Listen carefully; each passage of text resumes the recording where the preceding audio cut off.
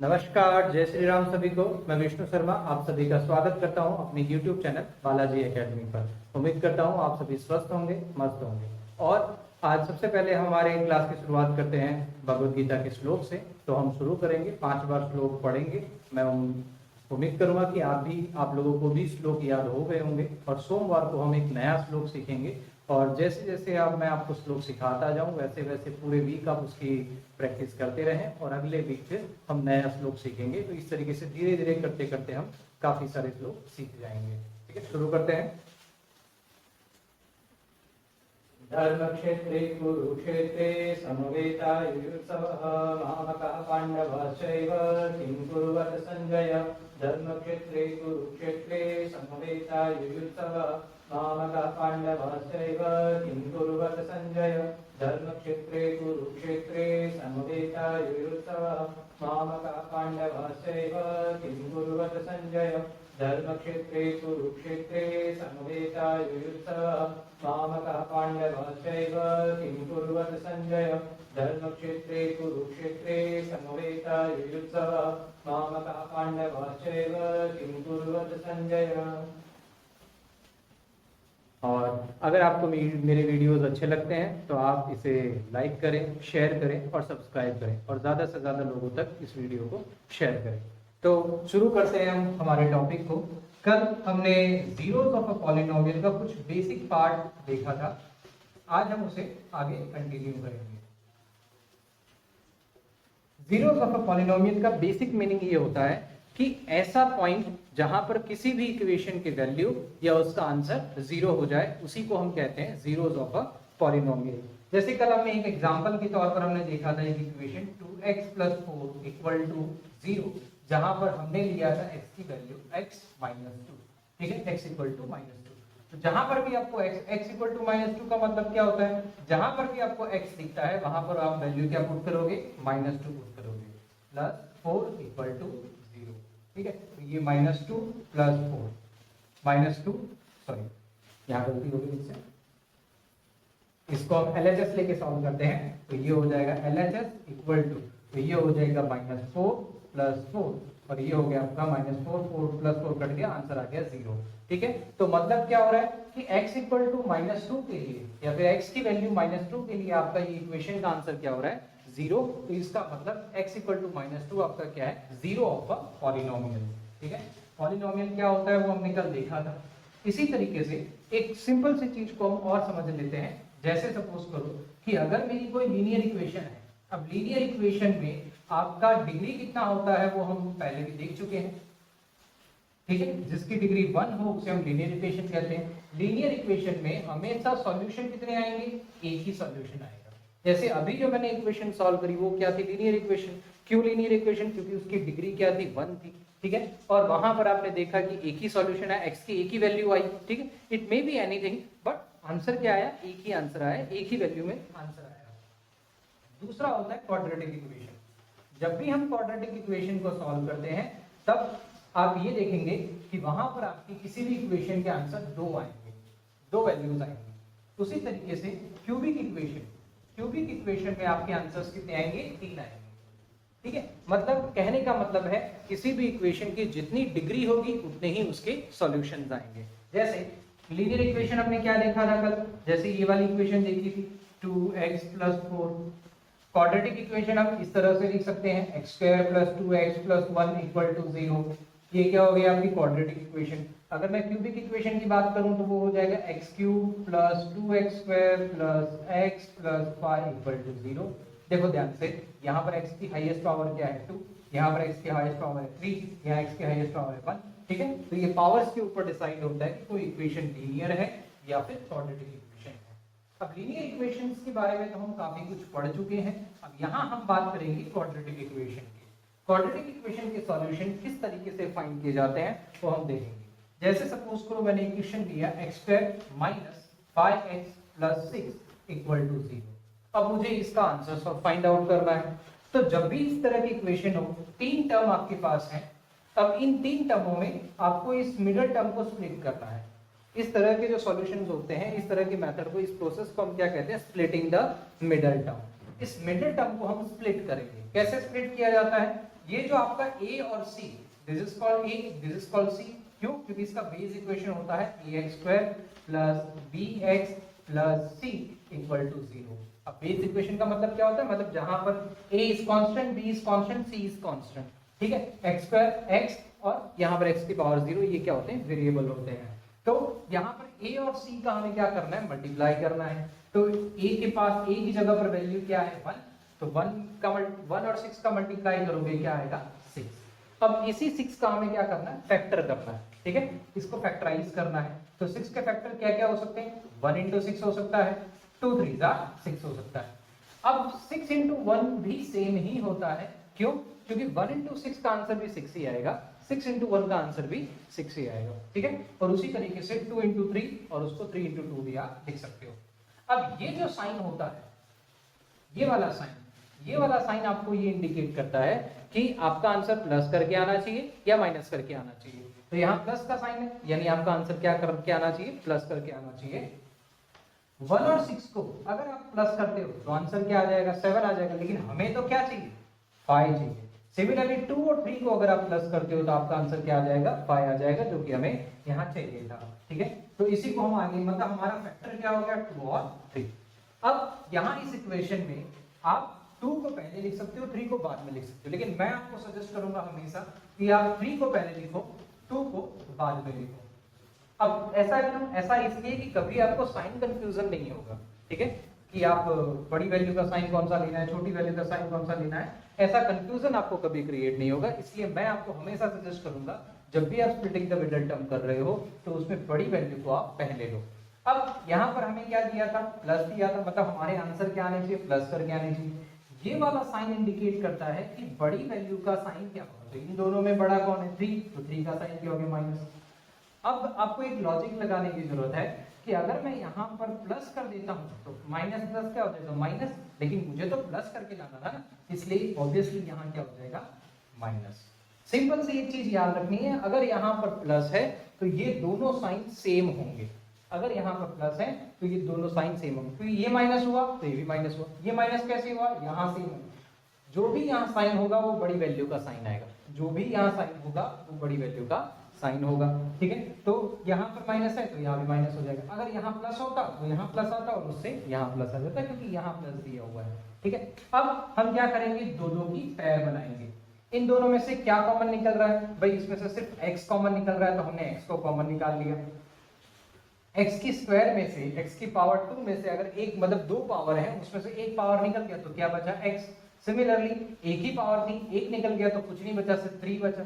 Similarly यहाँ पर आप, अब इस कंडीशन में आप देखो, आप अगर प्लस को बाहर निकालते हो, अब देखो इन दोनों में क्या बाहर निकल रहा है? 2 बाहर निकल रहा है। तो अगर प्लस 2 को बाहर निकालते हो तो क्या हो जाएगा? Minus x plus 3 equal to 0।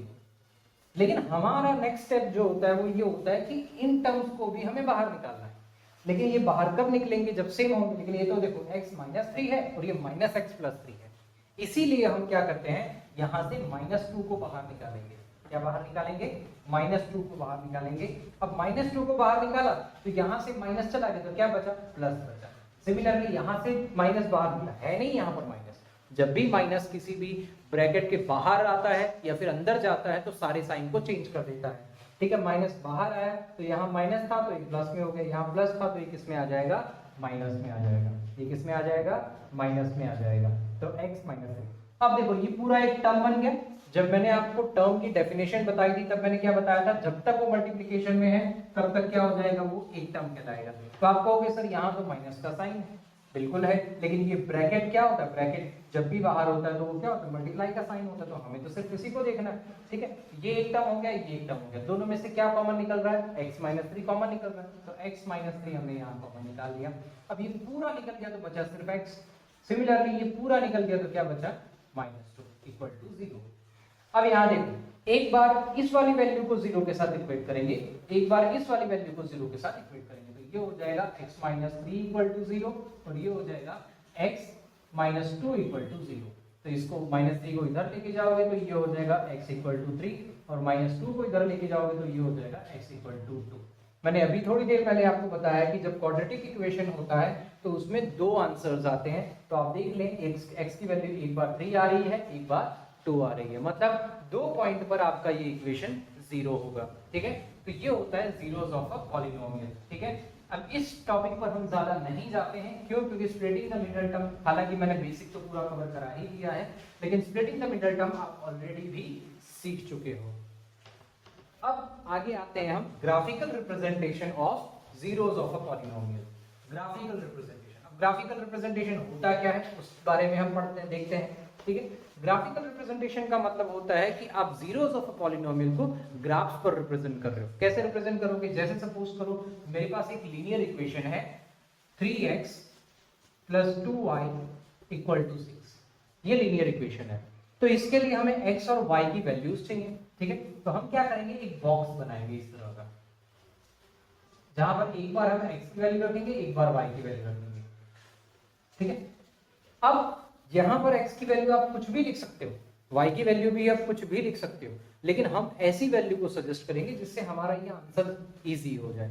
ठीक है, अब क्योंकि आप इतना तो मैथ्स कर ही लोगे, तो इसलिए मैं ओरली समझाऊंगा। एक बार मैं आपको इसको वैल्यूज को पुट अप करके दिखा दूंगा, उसके बाद में ओरली आपको समझाऊंगा। जैसे सपोज करो हमेशा शुरुआत यही करें कि x की वैल्यू को आप 0 ले लो। अब x की वैल्यू को 0 लिया तो 3 × 0 + 2y = 6, तो ये तो पूरा 0 हो गया।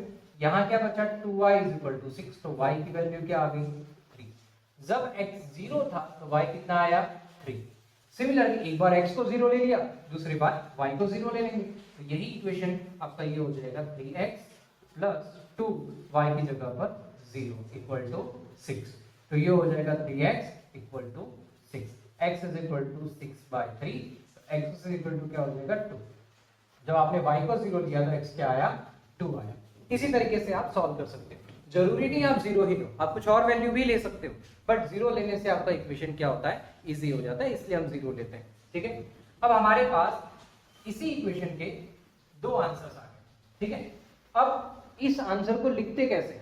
हमेशा जब भी इन आंसर्स को लिखते हैं, इन वैल्यूज को लिखते हैं, तो हमेशा ऐसे ही लिखा जाता है x, y, जिसमें पहला आपका पॉइंट हो गया 0,3, दूसरा पॉइंट हो गया 2,0। अब आप लोगों ने हमें इसे ग्राफ पर रिप्रेजेंट करना है, तो ग्राफ पर रिप्रेजेंट करने के लिए हमें कार्टेशियन कोऑर्डिनेट सिस्टम यूज करना होगा, जो कि आपने पीछे की क्लासेस में 9th क्लास में आपने सीखा था। कार्टेशियन कोऑर्डिनेट सिस्टम में जैसे आप, मैं हल्का सा उसे रिवाइज करा दूं, जैसे आप नंबर लाइन सीखते हो तो वैसे ही कार्टेशियन कोऑर्डिनेट सिस्टम होता है, एक हॉरिजॉन्टल नंबर लाइन और एक वर्टिकल नंबर लाइन। तो ये जो होता है इसको हम कहते हैं ओरिजिन। ठीक है, इस साइड होते हैं आपके पॉजिटिव नंबर, ये होता है आपका x एक्सिस, ये होता है y एक्सिस। ये x और ये x डैश कहाँ लेते हैं, जहां पर नेगेटिव वैल्यूज होती है, ये y है और ये y डैश। ठीक है, जहां पर भी नेगेटिव वैल्यूज होंगी वहां पर हम डैश लेते हैं, ये 1, ये 2, 3, 4 एंड 5। सिमिलरली यहाँ पॉजिटिव नंबर्स होते हैं, यहाँ आपका हो जाएगा नेगेटिव नंबर्स, यहां भी हो जाएगा negative numbers. This is called Cartesian coordinate system. ये आपका होता है first quadrant, second quadrant, third quadrant, fourth quadrant. जब हम ट्रिग्नोमेट्री पढ़ेंगे तो इसे और डिटेल में पढ़ेंगे। अभी फिलहाल आप इतना ही ध्यान रखें कि एक एक्स एक्सिस है जो कि वर्टिकल हॉरिजॉन्टल है, एक वर्टिकल है जिसको वाई एक्सिस कहते हैं। एक्स एक्सिस पे राइट हैंड साइड, ओरिजिन के राइट हैंड साइड हमेशा पॉजिटिव नंबर्स होंगे और ओरिजिन के लेफ्ट हैंड साइड हमेशा नेगेटिव नंबर्स होंगे।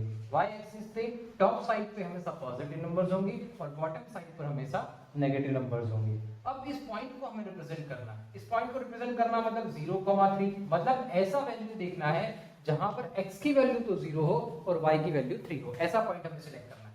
x की वैल्यू 0 मतलब ये वाला पॉइंट और y की वैल्यू 3 मतलब y एक्सिस पे ये हो गया हमारा पॉइंट। ये 0 हो गया, ये 3 हो गया। उसी तरीके से x की वैल्यू 2 चाहिए हमें और y की वैल्यू 0, तो x की वैल्यू ये रही 2 और y की वैल्यू हो गई ये 0। ठीक है, क्योंकि y में तो हमें जाना है। अब इन दोनों पॉइंट को आप क्या करोगे, लाइन इस तरीके से ड्रॉ करोगे। तो देखो यहां पर आप क्या कर रहा है, पॉइंट आपका 0 बना रहा है। ठीक है, यहां पर आपका पॉइंट x एक्सिस को इंटरसेक्ट कर रहा है, that is called zero of a polynomial. इसे आप क्या कहोगे, जीरो ऑफ अ पॉलिनोमियल। तो आप कहोगे सर दो जगह तो इंटरसेक्ट कर रहा है, ये y पर भी कर रहा है, x पर भी कर रहा है। तो ये जो है x एक्सिस की अगर हम बात करें तो एक पॉइंट पर इंटरसेक्ट कर रहा है, y एक्सिस की बात करें तो y एक्सिस को भी एक पॉइंट पर इंटरसेक्ट कर रहा है, क्योंकि यहाँ पर लीनियर इक्वेशन थी और हमारे पास वेरिएबल क्या था, x और y। तो एक आंसर x का आएगा, एक आंसर y का आएगा। ठीक है, तो उसी तरीके से ये सॉल्व होता है। तो मतलब जिस भी इक्वेशन को हम सॉल्व करें, सॉल्व करने के बाद उसके जो आंसर्स आते हैं वो ग्राफ पर जहां पर भी कट करें, that is called zero of a polynomial. ये तो हो गया लीनियर इक्वेशन के लिए। उसी तरीके से क्वाड्रेटिक इक्वेशन के भी आंसर्स होते हैं, ठीक है। क्वाड्रेटिक इक्वेशन के आंसर्स जो होते हैं वो इस तरीके से होते हैं, पैराबोला के शेप में होते हैं, इस तरीके से। अब ये ऐसा क्यों होता है, आप में के दिमाग में सवाल आएगा। जैसे मान लो कि मैंने x² + 2x + 3 = 0 लिया, ठीक है। इस तरह से इसको सॉल्व करोगे तो x के आपको दो वैल्यूज आएंगी। तो जो ग्राफिकल रिप्रेजेंटेशन होगा वो आपका इस तरीके से हो सकता है, क्योंकि आपके दो सॉल्यूशन आने वाले हैं। अभी मैंने थोड़ी देर पहले ये बात बताई कि जब भी आप किसी ग्राफिकल रिप्रेजेंटेशन करते हो या फिर क्वाड्रेटिक इक्वेशन को सॉल्व करते हो तो वहां पर आपके दो आंसर्स मिलेंगे, ठीक है, दो आंसर मिलेंगे। तो पहले इसको हम, ये वाले जो साइन होता है ना, इसको हम पैराबोला कहते हैं। क्या कहते हैं? पैराबोला कहते हैं। इसे हमें ज्यादा डीप में पढ़ने की जरूरत नहीं है, हमें सिर्फ इतना ही पढ़ना है कि this structure is called parabola. अब इसकी तीन पॉसिबिलिटीज हो सकती हैं। क्या क्या पॉसिबिलिटीज हो सकती हैं कि एक तो ये स्ट्रेट इस तरीके से है, यहां पर कट कर रहा है, ठीक है। एक ये दोनों साइड, मतलब दो इस तरीके से कट कर रहा है, एक डाउनवर्ड साइड में कट कर रहा है, ठीक है। इस तरह की पॉसिबिलिटीज जो है यहाँ पर पॉसिबल है, ठीक है। अब ध्यान से देखिए, आपका जो पहला एक्सरसाइज है वो कुछ इस तरह का है। अब इस तरह का मान लो कोई पैराबोला है, तो ये एक्स एक्सिस को कितने बार कट कर रहा है, कितनी जगह पर कट कर रहा है? एक ये पॉइंट हो गया, एक ये पॉइंट हो गया, मतलब this is called two solution, ठीक है। यहाँ पर दो सॉल्यूशंस आएंगे भाई। x की वैल्यू यहाँ पर कुछ होगी, y की वैल्यू कुछ होगी, यहाँ पर भी x की वैल्यू कुछ होगी, y की वैल्यू भी कुछ होगी। समझ में आई? तो इस तरीके से ये इक्वेशन कार्टेशियन कोऑर्डिनेट सिस्टम को या फिर x एक्सिस को दो पॉइंट पर इंटरसेक्ट कर रहा है, और इसी वजह से इसके क्या हो जाएंगे, दो सॉल्यूशंस हो जाएंगे। इसके क्या हो जाएंगे, दो सॉल्यूशन हो जाएंगे, ठीक है। और तो ये है आपका ग्राफिकल रिप्रेजेंटेशन। अब आपका जो पहला एक्सरसाइज है वो आपको कुछ इस तरीके से दिया गया है, कुछ आपको इस तरह के फिगर दिए हुए हैं, ठीक है। आपको बोला गया है कि इसके कितने सॉल्यूशंस हैं, ठीक है। इस तरह से कुछ फिगर्स दिए हुए हैं,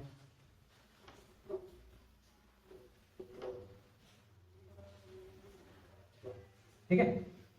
तो देखो, ये वाले की फिगर की हम बात करें तो ये वाला फिगर आपको एक्स एक्सिस पर कहीं भी कट नहीं कर रहा, मतलब इसका कोई भी आंसर नहीं होगा, ठीक है। ये वाले फिगर की बात करें मतलब इसका कोई भी सॉल्यूशन नहीं होगा। ये वाले फिगर की बात करें तो ये एक्स एक्सिस पर एक ये पॉइंट है, एक ये पॉइंट है, दो पॉइंट पर कट कर रहा है, मतलब इसके दो सॉल्यूशंस आएंगे, ठीक है। मतलब दो जीरोस ऑफ अ पॉलिनोमियल होंगे। अगर इसकी बात करें तो ये एक्स एक्सिस वाई एक्सिस पर तो कट कर रहा है, लेकिन एक्स एक्सिस को तो हमें एक ही जगह पर कट कर रहा है। अब ये डिपेंड करता है कि आपको एक्स एक्सिस के बारे में पूछा है या वाई एक्सिस के बारे में पूछा है। तो ये आपका हो गया एक आंसर हो गया, एक जगह पर इंटरसेक्ट कर रहा है, मतलब इसका आंसर क्या हो जाएगा, सिंगल पॉइंट, ठीक है। अब इसकी बात करें तो ये दो जगह पर कट कर रहा है, इसकी बात करें तो ये एक जगह पर कट कर रहा है। कुछ क्वेश्चन आपके इस तरह, मतलब आपको यहाँ पूछा गया, इस तरह से जो ग्राफ है वो दिए गए हैं और पूछा गया है कि किस तरीके से ये क्वेश्चंस जो है मतलब कहाँ पर ये इंटरसेक्ट कर रहे हैं। इस तरह से भी कुछ क्वेश्चंस हैं, जैसे ये देखो, इस तरह के कुछ क्वेश्चंस दिए गए हैं और आपको पूछा गया है कि ये कितने पर इंटरसेक्ट कर रहा है, तो आप देखो 1 2 3 और 4 पॉइंट पर ये इंटरसेक्ट कर रहा है, ठीक है। तो ये होता है ग्राफिकल रिप्रेजेंटेशन। ग्राफिकल रिप्रेजेंटेशन आपको मैंने एक इक्वेशंस के थ्रू बता दिया। आप जो क्वाड्रेटिक इक्वेशन है उसको भी सॉल्व करके उसकी भी अलग अलग वैल्यूज लेकर आप उसका भी ग्राफिकल रिप्रेजेंटेशन कर सकते हो। अगर आपको चेक करना है तो आप क्यूबिक इक्वेशन जो होती है उसका भी ग्राफिकल रिप्रेजेंटेशन कर सकते हो। अब इसी तरीके से जीरोस ऑफ अ पॉलिनोमियल, अभी जैसे मैंने एक इक्वेशन आपको बताई थी x² माइनस, हालांकि दिस इज नॉट, मैं इस पर ज्यादा फोकस इसलिए नहीं कर रहा हूं क्योंकि एग्जाम पॉइंट ऑफ व्यू से ये ज्यादा इंपॉर्टेंट नहीं है, एग्जाम्स में बहुत कम ही पूछा जाता है। अभी -5x + 6 = 0, ये इक्वेशन हमने देखी थी। इसका जो हमारा आंसर आया था x की वैल्यू या तो 2 आई थी और 3 आई थी, मतलब 2 भी हो सकता है 3 भी हो सकता है, दोनों में से कोई भी वैल्यू आप आंसर लोगे तो आपका आंसर राइट आएगा। क्या ऐसा सही है? चेक करके देख लीजिए। इसको ऐसा लिखा जाता है p of x, x² - 5x + 6, x² - 5x + 6, ठीक है।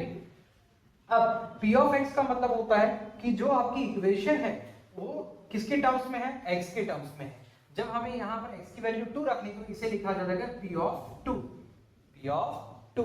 इसका मीनिंग क्या हो जाएगा, जहां पर भी आपको x दिख रहा है वहां पर आप क्या प्लेस करोगे, 2 प्लेस करोगे। तो ये हो गया 2, यहां पर स्क्वायर माइनस 5 2 प्लस 6, 2 का स्क्वायर क्या हो जाएगा 4 माइनस 5 2 जा 10 प्लस 6। तो यहां देख सकते हैं 4 प्लस 6 क्या हो जाएगा 10 और ये माइनस 10, दोनों कट गया तो आपका आंसर क्या आ जाएगा 0। सिमिलरली हम इसी तरीके से 3 के लिए चेक करके देख लेते हैं क्या आंसर वहां भी 0 आ रहा है या नहीं आ रहा है, कि ऐसे ही हम बस जीरोस ऑफ पॉलिनोमियल बोल रहे हैं। तो यहाँ अगर हम 3 की बात करें तो ये हो जाएगा 3 का स्क्वायर, ये हो जाएगा -5, यहाँ पर 3 प्लस 6। तो ये देखो 3 3 जा 3 का स्क्वायर क्या होता है 9 माइनस 5 3 जा 15 प्लस 6, 9 और 6 क्या हो जाएगा 15, यहाँ हो जाएगा -15, तो ये हो जाएगा 0। मतलब 2 और 3 ऐसी वैल्यूज हैं जहां पर आपका आंसर क्या आ रहा है 0 आ रहा है, और इसीलिए उसे क्या कहा जाता है जीरोस ऑफ अ पॉलिनोमियल। ठीक है, अब यहाँ पर एक पॉइंट और आता है जो इस चैप्टर का लास्ट टॉपिक है, that is sum of zeros and product of zeros. Sum of zeros, sum of zeros क्या आपके आंसर्स क्या है 2 और 3। ठीक है, तो सम ऑफ जीरोस मतलब इन जीरोस को आप सम कर दो तो ये हो जाएगा 2 प्लस 3, ये आपका आंसर आ गया 5। उसी तरीके से प्रोडक्ट ऑफ जीरोस की बात करें, प्रोडक्ट ऑफ जीरोस की अगर हम बात करें तो वो हो जाएगा आपका इन्हीं को प्रोडक्ट मतलब मल्टीप्लाई कर दो तो 2 3 जा 6। ठीक है, ये हुआ हमारा बेसिक तरीका कि किसी भी इक्वेशन को आप जनरली सॉल्व करो। आप solve splitting the middle term से कर सकते हो, जो भी आपके इक्वेशंस हैं उनसे सॉल्व कर सकते हो, और उसके बाद उनका आंसर जो भी आ रहा है उसका सम कर दो, प्रोडक्ट कर दो। दूसरा एक और आपकी बुक में दिया हुआ है जो डायरेक्ट मेथड है, ठीक है, जो इक्वेशन से डायरेक्ट सॉल्व होता है, वो है sum of zeros. Sum of zeros equal to minus coefficient of x, sorry, coefficient of x upon coefficient of x square. ठीक है, अब अगर हम बात करें बेसिक टर्म की ax square plus bx plus c equal to 0, हमारा जो बेस इक्वेशन होता है वो यही होता है। ठीक है, तो x का कोएफिशिएंट क्या है b, तो यहां पर माइनस तो ऑलरेडी है, तो x का कोएफिशिएंट क्या हो जाएगा b। सिमिलरली x स्क्वायर का कोएफिशिएंट क्या है a, तो ये हो जाएगा a minus b by a। ठीक है, तो ये इसको ऐसे भी रिप्रेजेंट किया जाता है alpha plus beta, alpha plus beta. Alpha क्या है सम ऑफ जीरोस, अल्फा क्या है जीरो होता है, अल्फा क्या होता है जीरो, जीरोस को जीरोस ऑफ अ पॉलिनोमियल को हम अल्फा से प्रेजेंट करते हैं। एक zero of a polynomial alpha से, दूसरा zero of a polynomial beta से। अगर मान लो आपकी क्यूबिक इक्वेशन है तो वहां गैमा आ जाता है, अल्फा बीटा और गैमा। ठीक है, उसी तरीके से अगर हम प्रोडक्ट ऑफ जीरोस की बात करें, प्रोडक्ट ऑफ जीरोस की अगर हम बात करते हैं तो वो होता है आपका कोएफिशिएंट ऑफ आपका ये हो जाएगा constant, coefficient of constant upon coefficient of x square. ठीक है, तो कांस्टेंट क्या होता है c, तो c का कोएफिशिएंट तो क्या है c ही है। ठीक है, और x स्क्वायर का कोएफिशिएंट क्या हो जाएगा a। तो मतलब इसको हम कहते हैं प्रोडक्ट ऑफ जीरोस को alpha into beta. Zeros of a polynomial sum करना था तो दोनों का सम कर दिया, मल्टीप्लाई करना था तो दोनों का मल्टीप्लिकेशन कर दिया। अब हम इसको सिंपल तरीके से, ये मैंने आपको बेसिक तरीके से समझाया, अब आपको वो तरीका समझते हैं जिससे हमें ध्यान में रखना है। सम ऑफ जीरोस क्या हो जाएगा alpha plus beta is equal to minus B by A, alpha into beta this is called product of zero, this is called C by A. ठीक है, इस तरीके से ये होते हैं। अब जैसे इसको कैसे सॉल्व किया जाता है भाई, देखो वही आंसर हमारा आएगा, देखना अभी। ठीक है, alpha plus beta some of zeros, तो b बाय a, b क्या है ये वाली वैल्यू, अगर आप इसको इक्वेट करो तो ax square plus bx plus c से आप क्या कर सकते हो इक्वेट कर सकते हो। तो b की वैल्यू क्या आ रही है -5 आ रही है, तो आप यहां लिख दो -5। a क्या है 1, तो आपका आंसर आ गया 1, तो आपका आंसर क्या आ जाएगा -5। सिमिलरली यहां पर अल्फा इनटू बीटा की आप बात करो तो क्या हो जाएगा c बाय a, तो यहां c क्या है 6 और यहां नीचे है 1, तो आपका आंसर आ गया 6। अभी जो आपने इसको क्रॉस वेरीफाई किया था वही आपका यहाँ आंसर आ रहा है। ठीक है, तो इस तरीके से आप इन इक्वेशंस को सॉल्व कर सकते हो। अभी इस चैप्टर में कुछ क्वेश्चंस बाकी हैं, मैं क्वेश्चंस भी कराऊंगा इस चैप्टर के। ठीक है, तो वो हम क्वेश्चंस करेंगे, कुछ ट्रिकी क्वेश्चंस भी इस चैप्टर के हैं वो हम करेंगे। और दूसरी चीज, जो बोर्ड वाले स्टूडेंट्स हैं उनको मैं एक चीज कहना चाहूंगा कि आपकी इस बार की जो बुक्स है उसमें से सिलेबस बहुत हद तक रिड्यूस कर दिया गया है। यही चैप्टर काफी लेंथी था, काफी सारे एक्सरसाइज और क्वेश्चंस इस चैप्टर में थे क्योंकि सारे रिड्यूस कर दिए गए हैं। तो मैं आप सबसे रिक्वेस्ट करूंगा कि आप सभी आर.डी. शर्मा लेकर आएं और उसके क्वेश्चंस को सॉल्व करें। उसमें बहुत नंबर ऑफ क्वेश्चंस है और अच्छे टाइप के क्वेश्चंस हैं, तो उससे आपको थोड़ा और हेल्प मिलेगी क्वेश्चंस को सॉल्व करने में और चीज़ों को समझने में। ठीक है, और उस जब भी आप आर.डी. शर्मा सॉल्व करते हो तो जब पहली बार आप आर.डी. शर्मा सॉल्व करते हो तो बहुत सारे क्वेश्चंस आपको नहीं आते हैं। ठीक है, तो उससे कोई भी चिंता करने की जरूरत नहीं है, आप सॉल्व करें, धीरे धीरे क्वेश्चंस भी समझ में आ जाएंगे। ठीक है, तो इसी के साथ आज की क्लास यहीं समाप्त करते हैं, मिलेंगे नेक्स्ट क्लास में, तब तक सभी को जय श्री राम।